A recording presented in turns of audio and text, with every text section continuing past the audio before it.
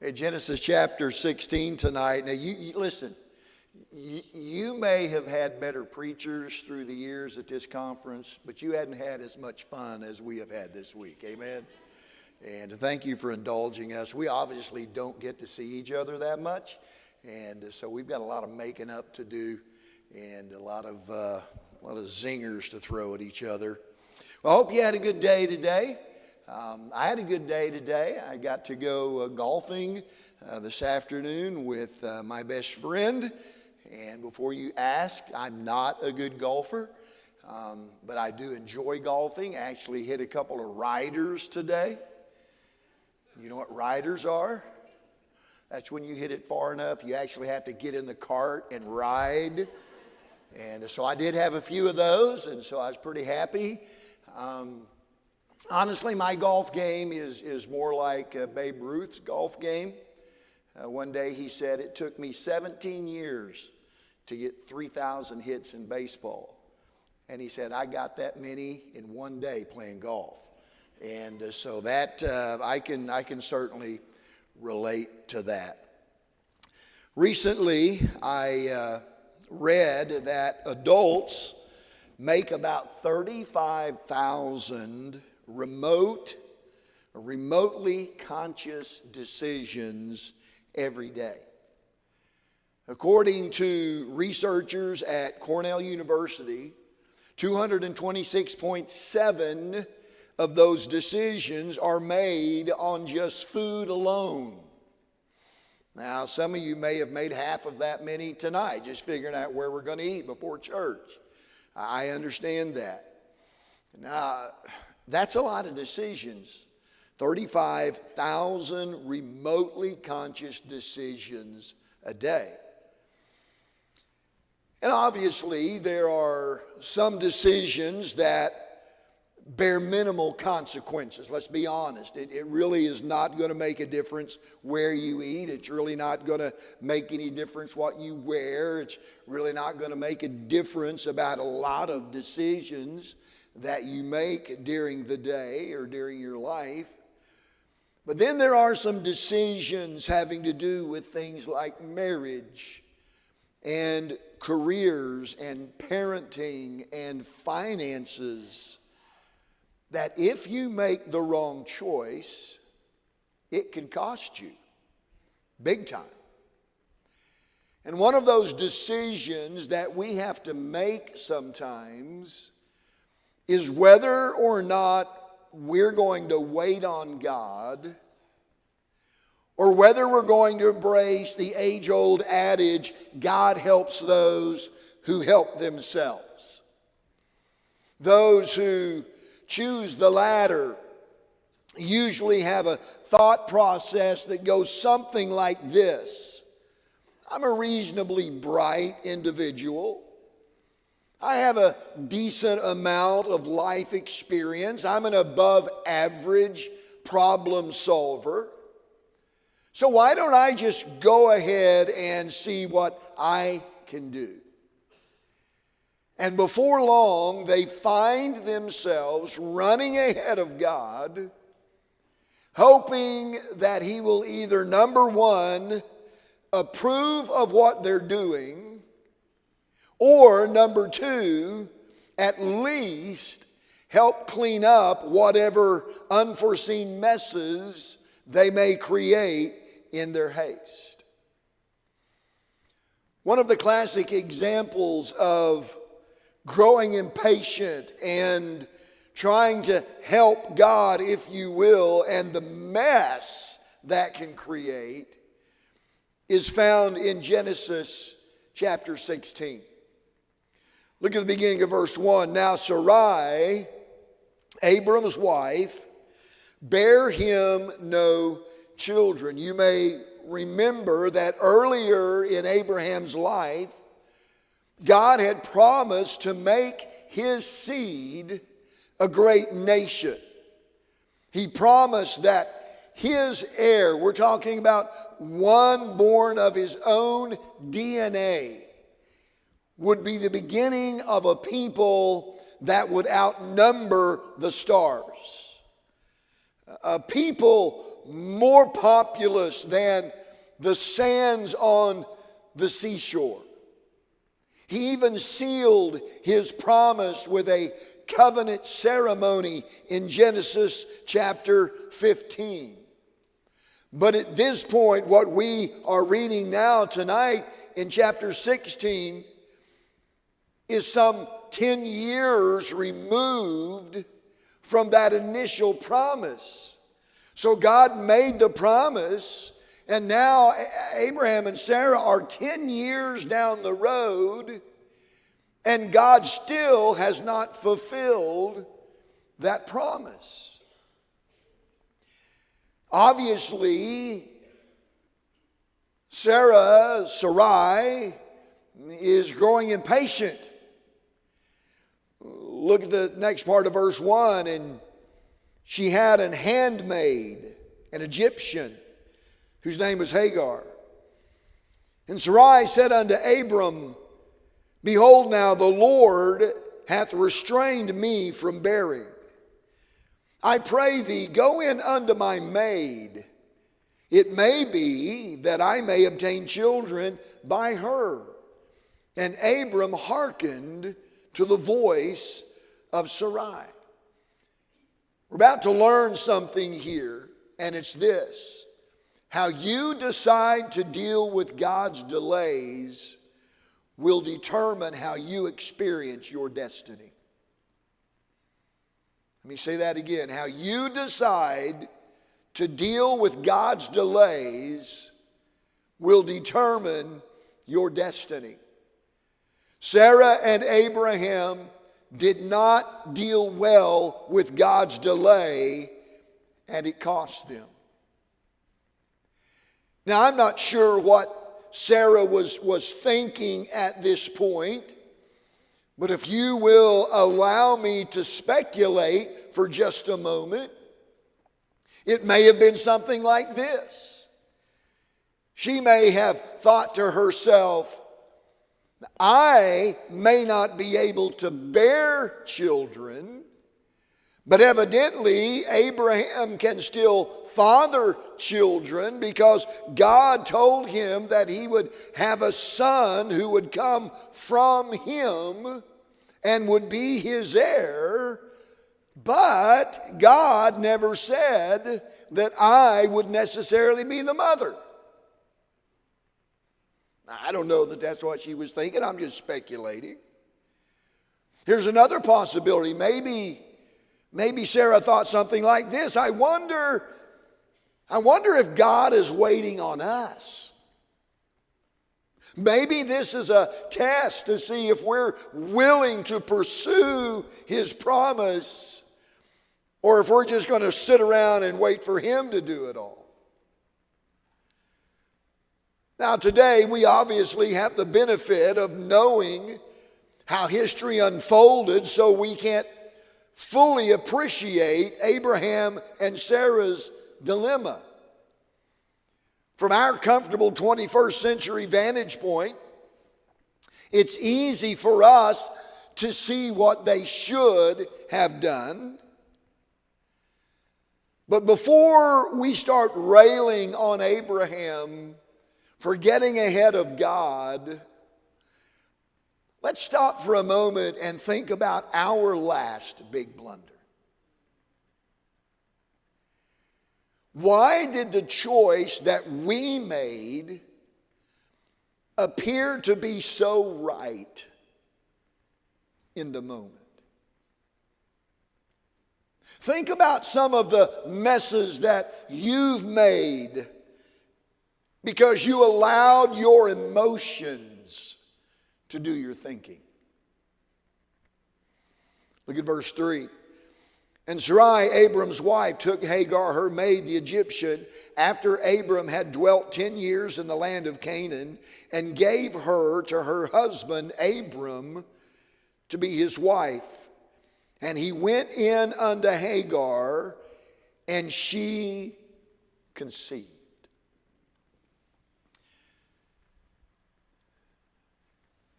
So I'm curious at this point what Abraham and Sarah's conversations may have been like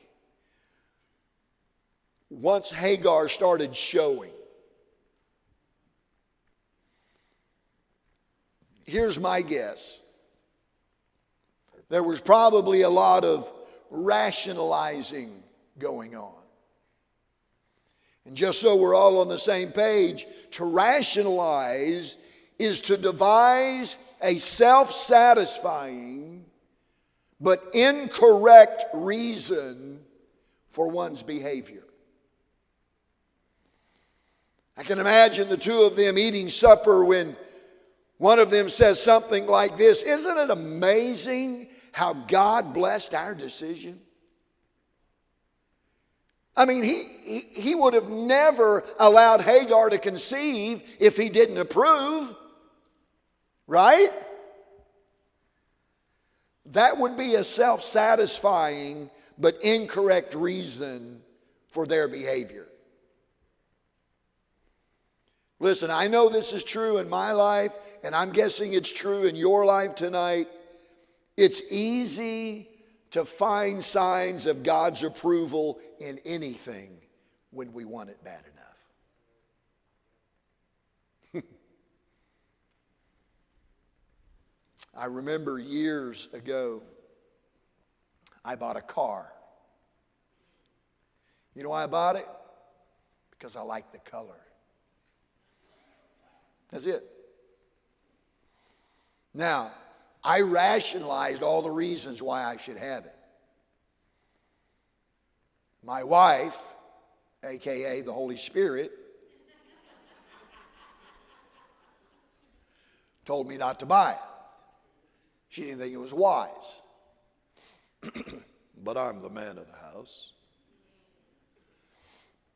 And the ignorant one, the carnal one, the immature one.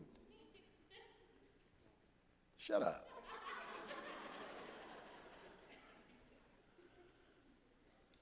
Hey, won't you move up in that pew beside him and just bop him when he gets mouthy, will you?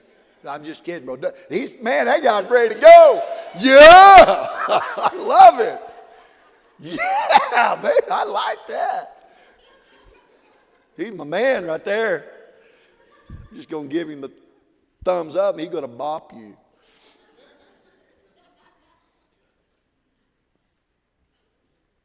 But I had all kinds of self-satisfying but incorrect reasons for buying that car. But you know what? It seemed so right. I found all kinds of signs of God's approval.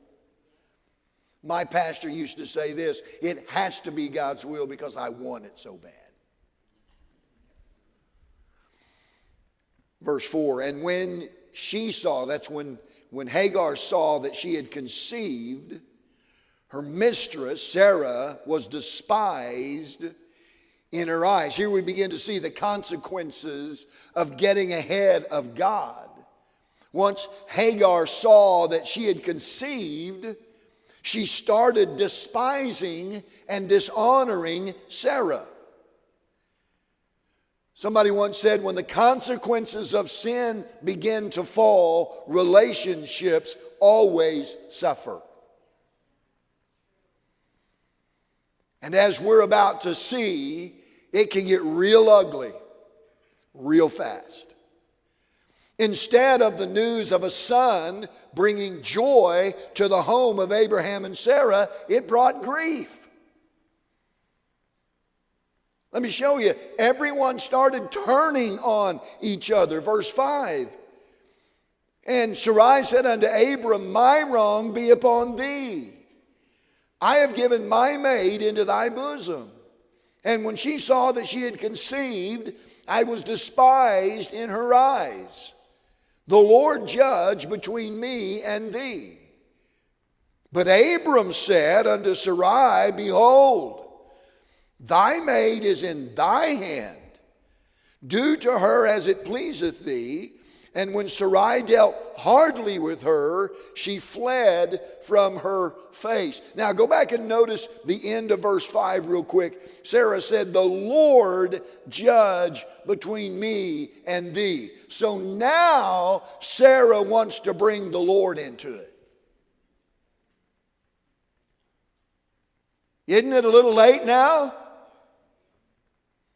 Listen, the time to bring God into a decision is before we make it, not after. Verse 15. And Hagar bare Abram a son, and Abram called his son's name, which Hagar bare, Ishmael. And Abram, watch this, was fourscore, that would be 86 years old, when Hagar bare Ishmael to Abram. So Abram was 86 years old by the time Ishmael arrived. And he was 100 years old when Isaac was born. The point being, Abraham and Sarah tried to rush God, but it did no good. They still had to wait for God's promise to be fulfilled. Ishmael was not the son of promise. So let's learn from this that running ahead of God doesn't put any pressure on him at all. Listen, it's futile to try and coerce the Lord into giving us what we want when we want it. If we get it, whatever it is, we'll get it when He says it's time, and not a minute sooner or a minute later. So we can wait joyfully, or we can wait miserably. Either way, we're going to wait until God says it's time.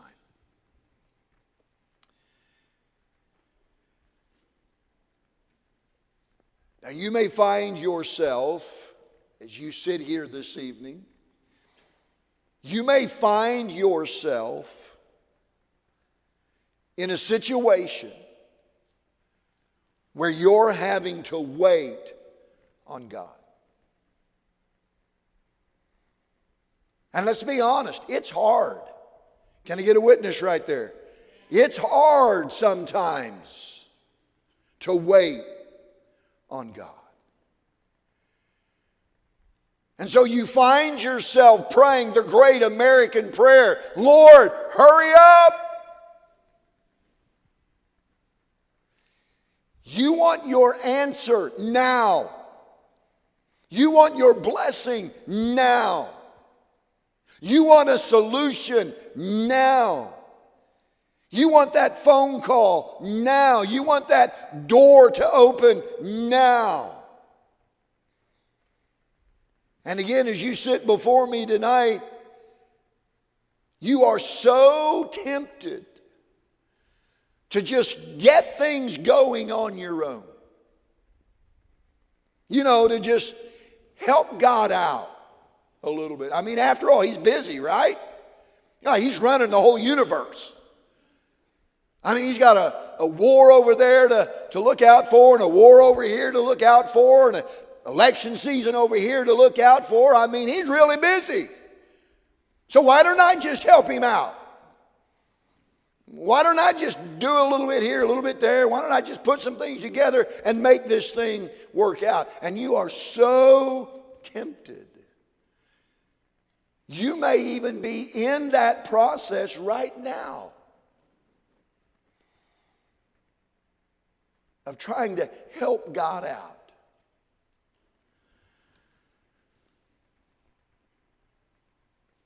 If that applies to you tonight, I've got one word for you. Just one. And it's the word wait. W-A-I-T.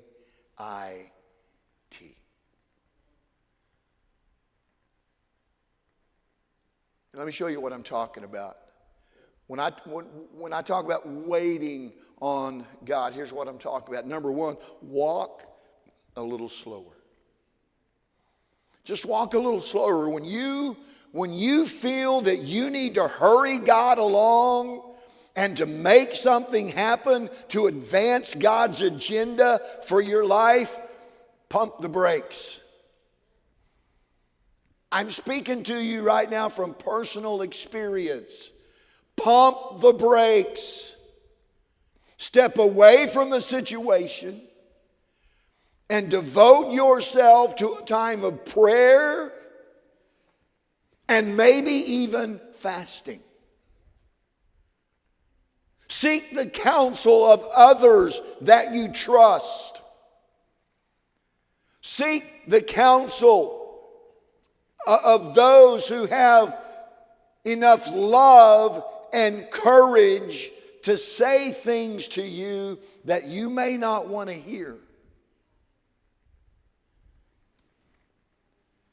Listen, a friend who always agrees with you, don't miss this, a friend who always agrees with you either lacks discernment or courage, or both. You need people in your life who love you enough to say things to you that you don't want to hear. To give you advice that is contrary, and not just because they want to be contrary, but because they're able to see things that you don't see. My son, who's my pastor, sent me a long text a couple of weeks ago about a decision that he needed to make, and so he lined out, he explained all of his reasoning and why he thought that this might be the right decision to make. And at the end he said, Dad, I just wanted to throw this at you and let you read over it and think about it. And then I want to sit down and talk with you about it because there may be some things here that I'm not seeing. And I appreciate that. We need those kinds of people in our life. And I had some questions, and we talked about it this week. Yesterday, as a matter of fact, we probably talked for 30 minutes on the phone. And I gave him some things to think about. I gave him some things to consider. And we need those kinds of people in our life who will be honest with us and say, well, have you thought about this? Or I don't know that that's really the right decision. Again, a friend who always agrees with you lacks either discernment or wisdom or both. But church, whatever you do tonight, stay committed to God's timetable. And I say that because more often than not, we regret the things we did, not the things we didn't do.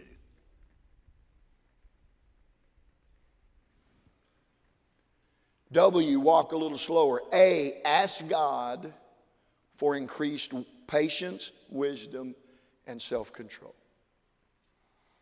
Now, you may have already been praying about those things.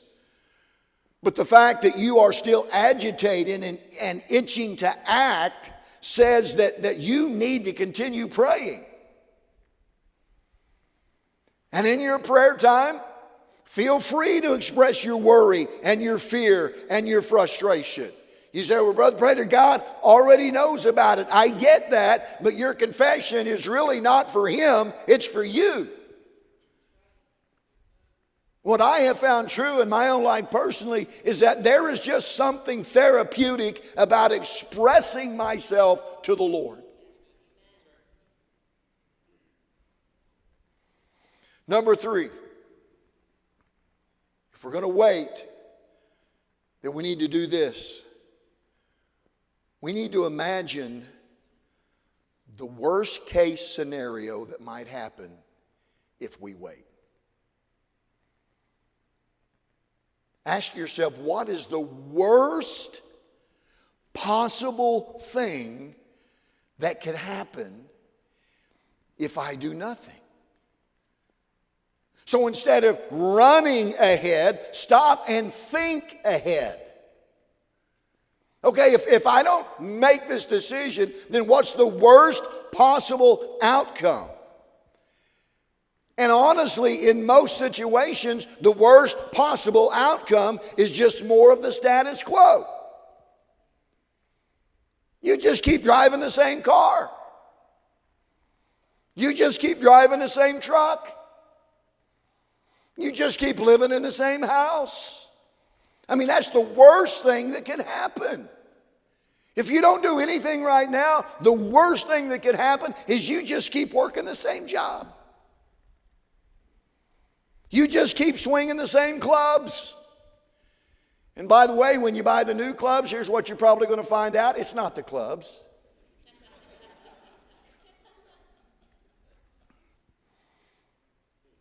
I mean, the worst possible outcome is probably this. You just keep shooting the same bow. Sorry, guys. Or the same rifle.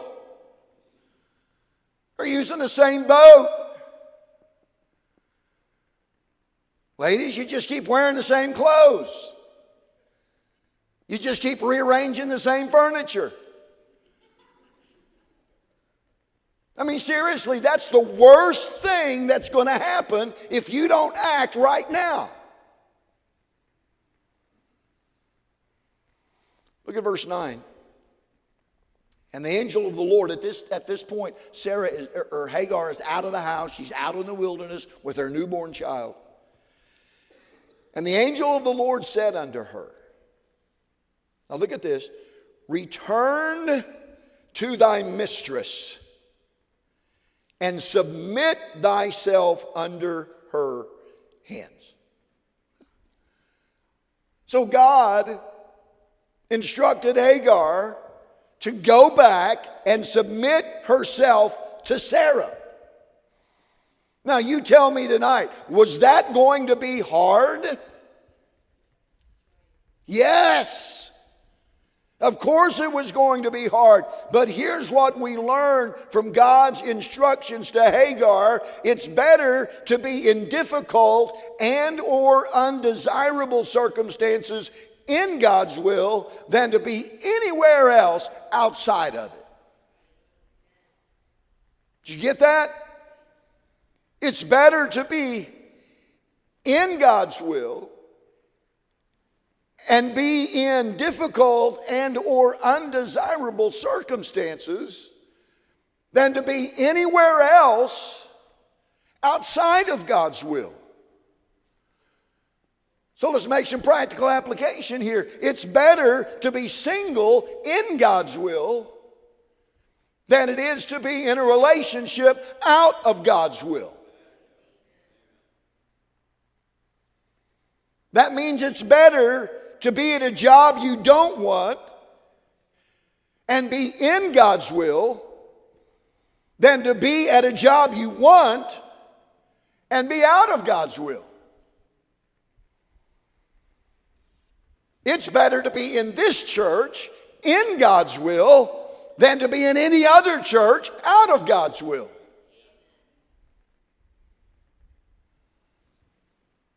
Does that make sense? I mean, we go on and on with that application. It's better to drive that car you're driving now and be in God's will than to be driving this new one over here and be out of God's will. Was it going to be hard for Hagar to go back and submit herself to Sarah? Yes, but she was going to be in God's will because that's what God said to do. And so it may be hard and it may be difficult and it may not be what we want, but you listen to me tonight, if we're in God's will, that's the best place to be.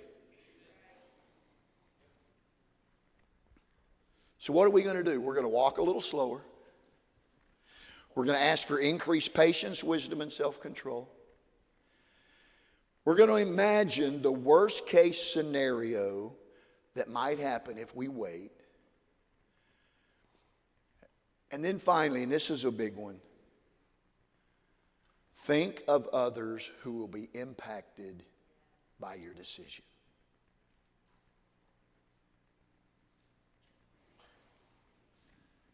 Getting ahead of God always causes collateral damage.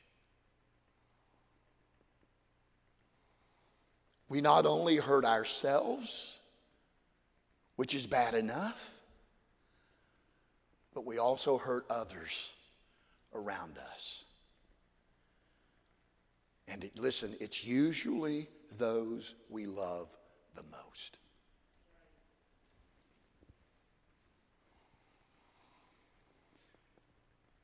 Abraham and Sarah's impatience brought great difficulty to the life of Hagar and to their own lives, and ultimately to our lives. Because we are still having to deal with the Islamic Ishmaelites.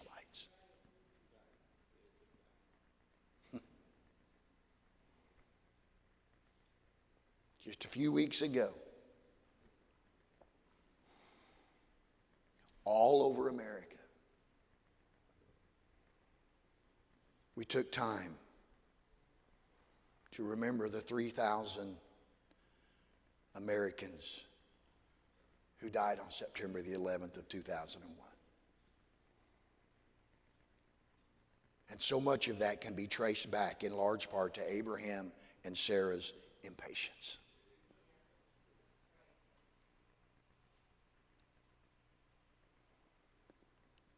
So before you make that decision in haste, think about whose lives are going to be impacted by that decision. I read this, I thought it was good. Never act in panic, nor allow a man to dictate to you. Calm yourself and be still. Force yourself into the quiet of your closet. This is an old author, so I'm talking about the prayer closet. Force yourself into the quiet of your closet until the pulse beats normally and the scare has ceased to disturb. When you are most eager to act is the time when you will make the most pitiable mistakes. Do not say in your heart what you will or will not do, but wait upon God until He makes His way known. So long, listen to this, so long as that way is hidden, it is clear that there is no need of action. And that He accounts Himself responsible for all results of keeping you where you are. Read that last sentence again. So long as that way is hidden, it is clear that there is no need of action. And that He, God, accounts Himself responsible for all results of keeping you where you are.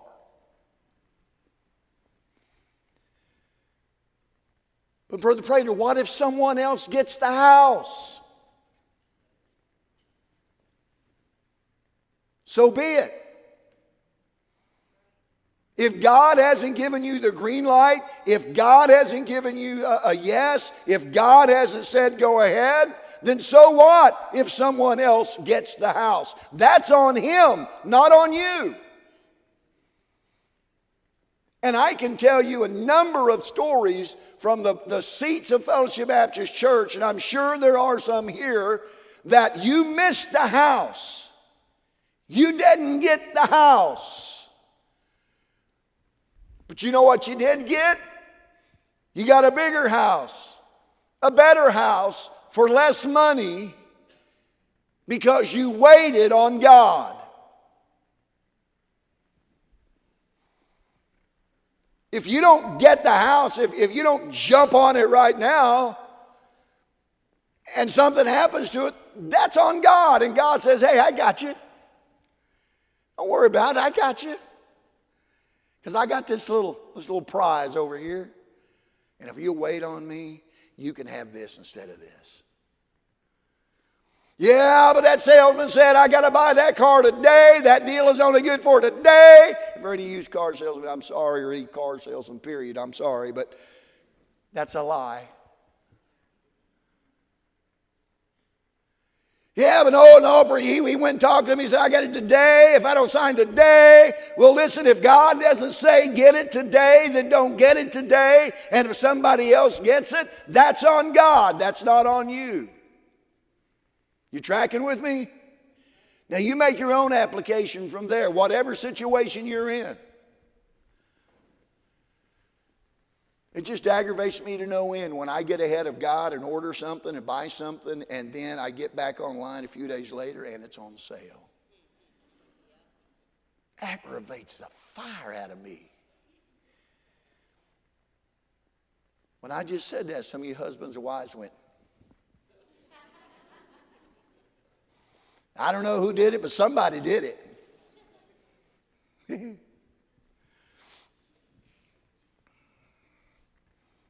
Listen, the only thing harder than waiting on God is wishing you had.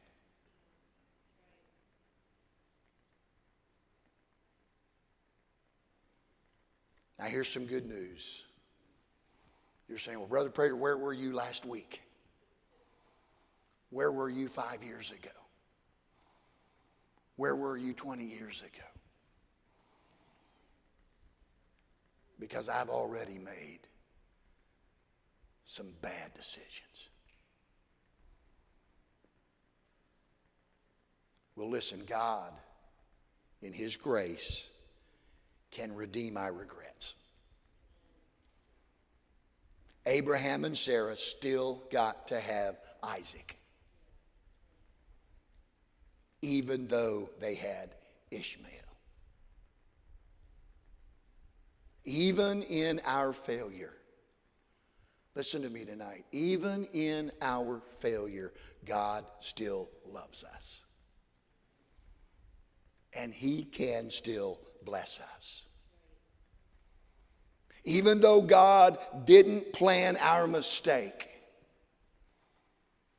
He can use our mistake as part of His plan, if we'll let Him.